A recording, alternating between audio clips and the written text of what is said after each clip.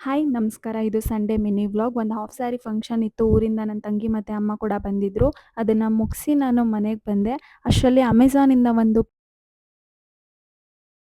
Next ಬಂದು ನಾನು evening movie plan ಮಾಡಿದ್ವಿ. ಸೊ ಚಿಕ್ಕಪ್ಪ ಮನೆಗೆ ಹೋಗೋಣ ಅಂತ ಹೋಗ್ತಾ ಇದ್ದೀನಿ.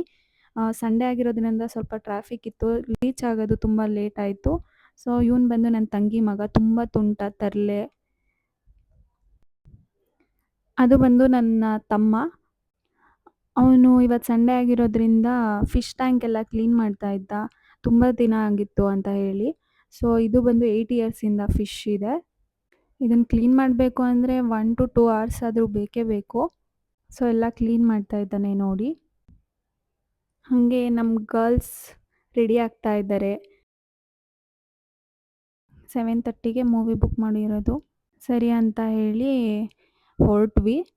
ಆ್ಯಕ್ಚುಲಿ ನಮ್ಮ ಜೊತೆಗೆ ಇನ್ನೊಬ್ಬರು ಕೂಡ ಜಾಯ್ನ್ ಆಗ್ತಾರೆ. ಅವಳು ಬಂದು ನನ್ನ ಕಸಿನ್. ಅವಳಿಗೆ ತುಂಬ ಟ್ರಾವೆಲ್ ಇದೆ. 1 ಅವರ್ ಬೇಕಾಗುತ್ತೆ ಅವಳು ರೀಚ್ ಆಗೋದು. ಅಷ್ಟರಲ್ಲಿ ನಾವು ಬಂದ್ವಿ. ನಾವು ರೀಚ್ ಆಗೋಷ್ಟರಲ್ಲಿ ಅವಳೂ ಕೂಡ ರೀಚ್ ಆಗಿದ್ಲು. ಅಷ್ಟರಲ್ಲಿ ನಮ್ಮ ಮುದ್ದು ಮಲ್ಕೊಂಡ್ಬಿಟ್ಟಿದ್ದ.